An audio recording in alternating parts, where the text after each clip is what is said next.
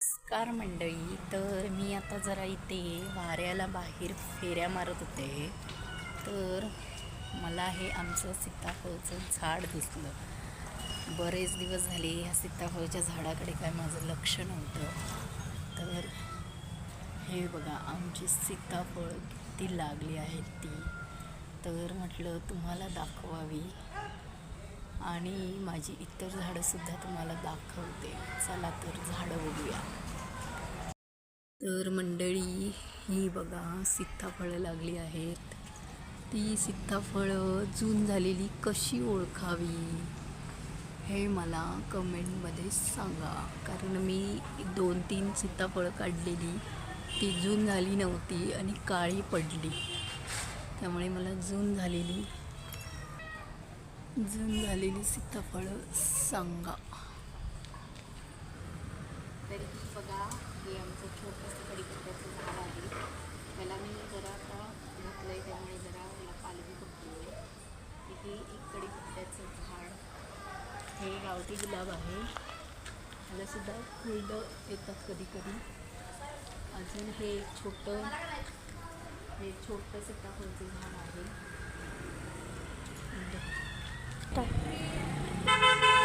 मोगऱ्याचं झाड आहे आणि त्याला 5 ते 6 पदरी पाकळ्या आहेत आणि हे एवढं मोठं मोगऱ्याचं झाड पण आहे. हा लाल अडूसा आहे. लहान मुलांना जर खोकला झाला तर ह्याचं जर आपण काढा करून दिला तर ह्याने खोकला कमी होतो, कफ कमी होतो. अंगात जर ताप असेल तर ह्याने तापसुद्धा कमी व्हायला मदत होते. आम्ही कोकणातून आणला होता आणि छोटं आणलेलं, पण आता त्याचं मोठं झाड झालेलं आहे. हे रसवंदीचं झाड आहे. हे एक पेरूचं झाड आहे. पेरू दाखव, छोटे छोटे पेरू लागले त्याला.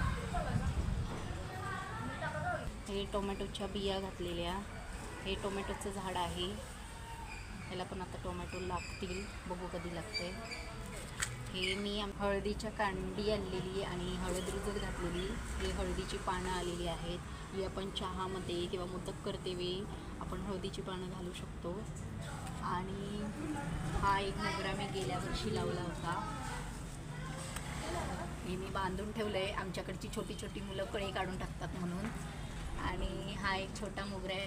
ह्याची पण फुलं छान लागतात. इकडे ही शेवंती आहे, पिवळी शेवंती. हा एक छोटा मोगरा आहे. हे एक शोचं झाड आहे. आणि ही आहे माझी कोरफड.